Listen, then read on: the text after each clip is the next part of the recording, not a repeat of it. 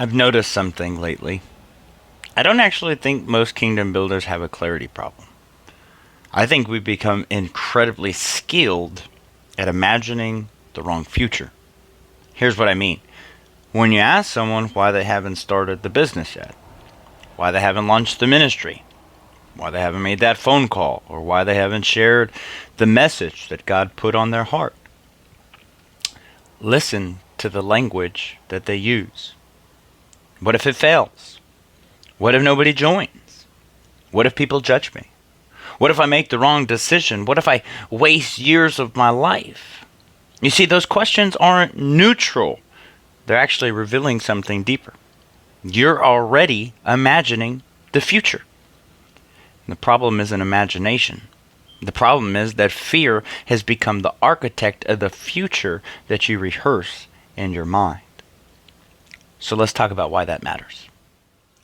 I hear people say it all the time.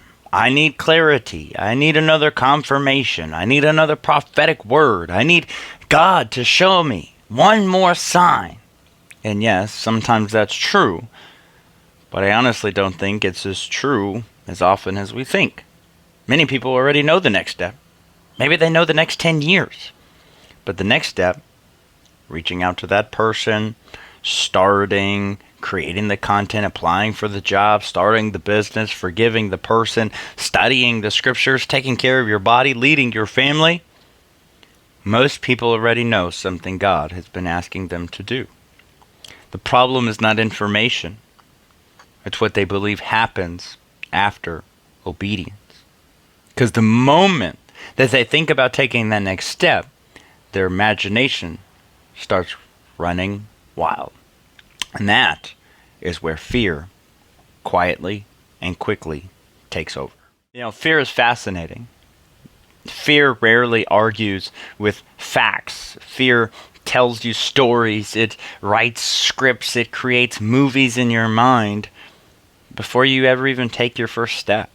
Fear has already shown you the ending, and so you stand on the edge of obedience.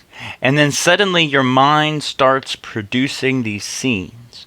Nobody's going to buy from you. Everybody's going to laugh. You're going to lose money. You're going to embarrass yourself. You're going to fail your family. You're going to disappoint God. You're going to have to start over. Did you notice something? Those scenes usually have one thing in common. God is somehow strangely absent. It's almost like your imagination has somehow edited him out of the story. You imagine the obstacles, but not his provision. You imagine the resistance, but not his strength. You imagine the delay, but not his timing. You imagine making a mistake, but not his ability to redeem it. You rehearse a future where you're alone, broken, lost.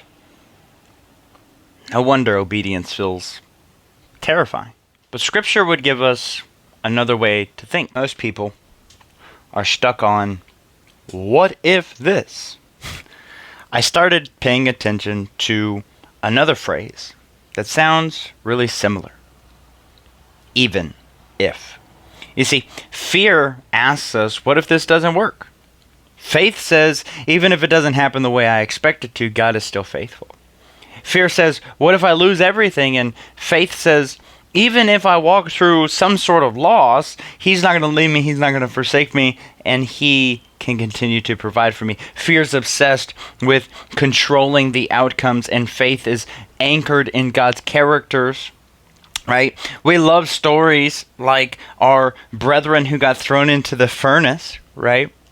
They didn't say, God will absolutely rescue us. They simply said, our God is able to deliver us, but even if He does not, we still will not bow down. You see, their confidence wasn't in a specific outcome. Their confidence was in the one in which they belonged to, and that is biblical faith. So what happens when fear becomes the dominant story in our mind that we rehearse? We've misunderstood procrastination, guys.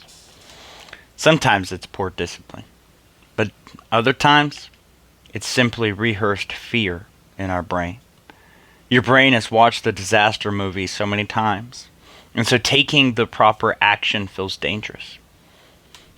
Haven't even started, and you're already emotionally exhausted. So what do? You research, you reorganize, you tweak, you buy another course, you wait for another confirmation, you make another list. It's not because you're lazy, but it's because you're afraid.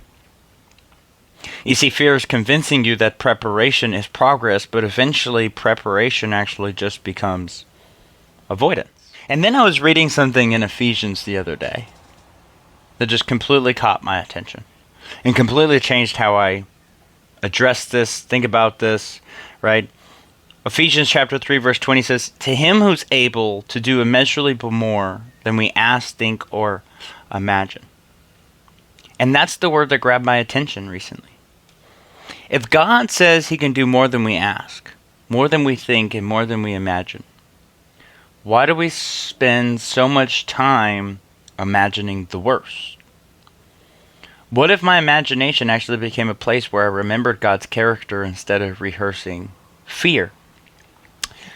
Not living in a false reality, somehow pretending like life will always be easy, not denying reality, but remember who it is, the one who walks with me as I go through reality. So, how do we actually practice this? The next time you catch yourself saying, "What if?" Stop. Don't shame yourself. Just ask one simple question. Am I imagining a future where God is absent? Then replace it. Not with fantasies, not with vain imaginations, but with truth. Even if this takes a little longer than I expect, God is faithful. Even if there's mistakes along the way, they are used as learning lessons, God is faithful. Even if I face oppositions, God is faithful. Even if I don't understand every step of the way, God is faithful. You see, your imagination will always rehearse something. The key is to take it and to train it to rehearse the character of God instead of the promises of fear that are prophesying our future without God. So, I'd love to hear from you. Which question do you ask yourself most often? What if, or even if? Leave it in the comments down below, y'all. And if this message hit you, resonated with you, as they would say, I want to invite you to hit that follow button for more content to help bring order to your life so that you can faithfully steward what God has called you to do. And if for some reason you want to get some clarity on your situation, hit the link down below, the free Kingdom Alignment Assessment. Sometimes what feels like a calling problem, it's actually just a perspective problem. And identifying that is often the first step towards building with clarity, confidence, peace, and all the other things. And so with that said, guys, check it out down below. Let me know. And we'll see you guys in the next video.